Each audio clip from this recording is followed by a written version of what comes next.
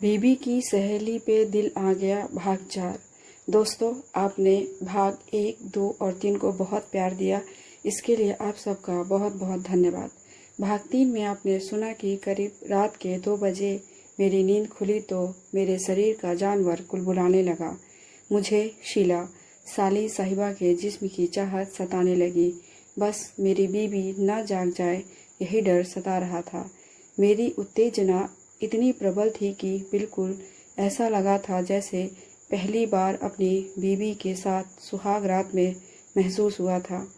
चंद मिनटों का वो साथ कितना सुखद और अविस्मरणीय था, और यह तजुर्बा शायद जिंदगी भर नहीं भूल पाऊंगा। गनीमत यह रही कि रात में मैंने उसे शीला जानकर उससे कोई बात नहीं की। शाम को शीला का फ़ोन आया। शिकायत भरे लहजे में बोली, क्या जीजाजी, सारी रात आपने मुझे तड़पाया, ऐसा भी भला कोई करता है? मैंने बोला, मैं कुछ सोचता हूँ, हम जल्दी ही मिलेंगे। अब इससे आगे कहानी बहुत ही इंटरेस्टिंग और रोमांटिक है दोस्तों। इसे बनाने में बहुत मेहनत लगती है। आप लोग मुझे सपोर्ट कीजिए। अगर आप चैनल पर नए हैं तो चैनल को सब्सक्राइब ज़रूर कर लीजिए। तो चलिए शुरू करते हैं कहानी। मैं इस बार जल्दबाजी नहीं करना चाहता था, इसलिए मैंने थोड़ा और इंतज़ार करना ही सही समझा। खैर, जल्दी ही वो मौका भी आ गया जब हमको पूरी रात मिलने वाली थी।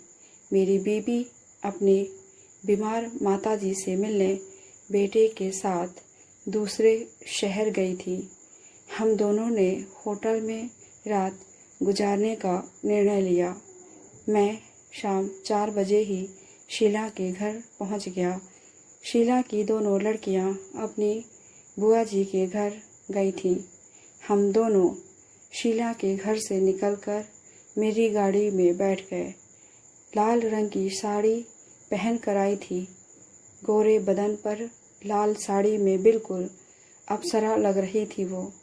शीला इतनी ज़्यादा हॉट लग रही थी कि बहुत मुश्किल से खुद पर काबू किया हुआ था। अब तक हम लोग होटल पहुँचे और होटल में एक कमरा ले लिया। चूँकि यह होटल मेरे स्कूल टाइम के दोस्त का था, तो हमें कोई खतरा भी नहीं था यहाँ पर। रूम के अंदर आते ही थोड़ी ही देर में चाय नाश्ता आ गया। हम दोनों ने नाश्ता करके थोड़ा आराम किया। शीला का कसा हुआ शरीर मुझे आकर्षित कर रहा था। शाम को खाना खाकर हम बाहर यूं ही टहलने लगे। मैंने धीरे से शुरुआत की और मैं उसके हाथ से हाथ को छूने लगा। बात बात में उसके बाहों में हाथ मारने लगा। मुझे पता चल गया था कि उसे भी छूने में मज़ा आ रहा था। फिर हम दोनों कमरे में आए और एक दूसरे से ऐसे चिपक गए जैसे ना जाने कितने जन्मों से प्यासे हों। ऐसे चिपके हुए थे कि बीच में से हवा भी ना निकल सके। शीला पागलों की तरह मुझे चूमे जा रही थी। मैंने भी शीला को अपनी गोद में उठा लिया था और लगातार उसे चूमे जा रहा था।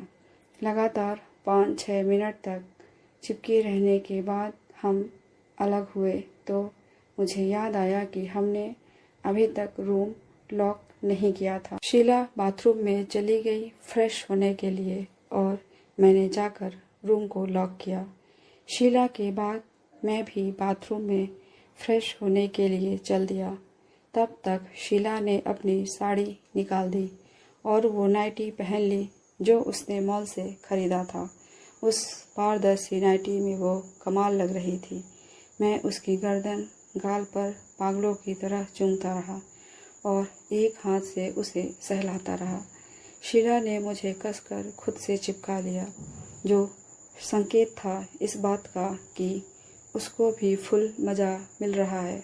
जब मैंने उसके कान के निचले हिस्से को अपने होठों से स्पर्श करना शुरू किया तो शीला ने उत्तेजित होकर मेरी पीठ में नाखून चुभा दिए।